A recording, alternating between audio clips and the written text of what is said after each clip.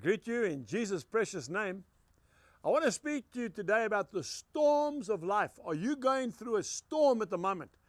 It seems to be everywhere I go, people are going through times of severe testing.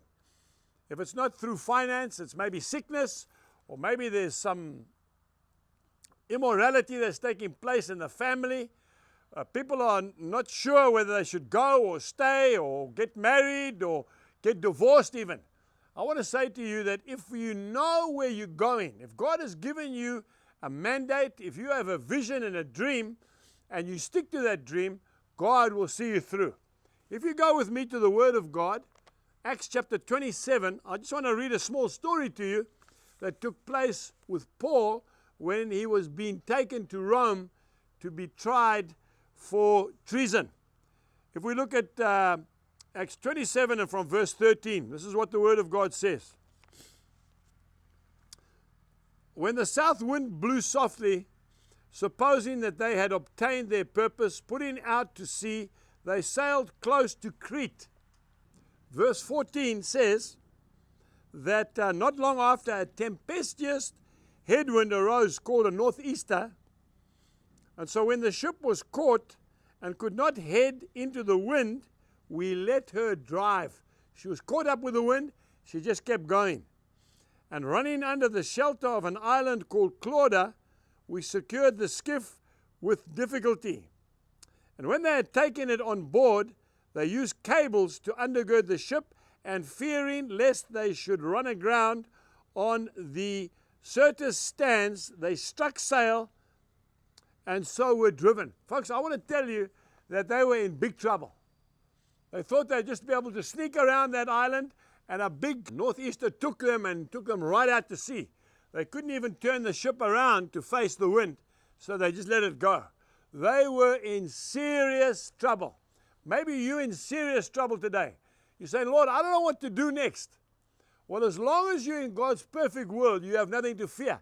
And this is what Paul was trying to tell the sailors. Don't worry, it's going to be okay. But they were panicking. They started throwing all their luggage and all their cargo overboard to try and keep the ship afloat. Okay?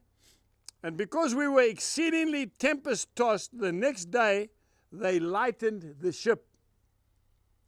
On the third day, we threw over the ship's tackle with our own hands. Now, when neither sun nor stars appeared for many days, and no small tempest beat on us.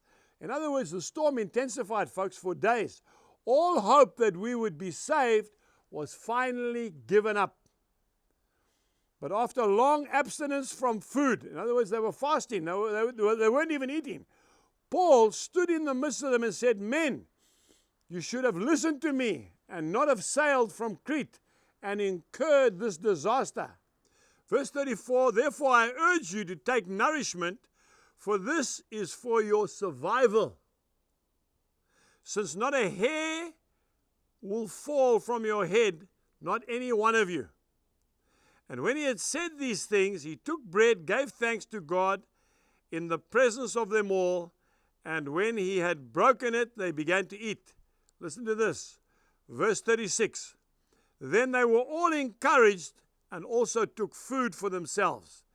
And in all, we were 276 persons on the ship. So when they had eaten enough, they lightened the ship and threw out the wheat into the sea. The man of God said, I've got a destination. I've got to stand trial in Rome. I will not die, and neither will any of you. They were with God's man, and God saw them through. Doesn't matter what your storm is in life. Keep trusting Jesus, and He will see you through. Until next time, goodbye. We trust that you have been blessed by today's message. For more information, please visit angusbuchan.com.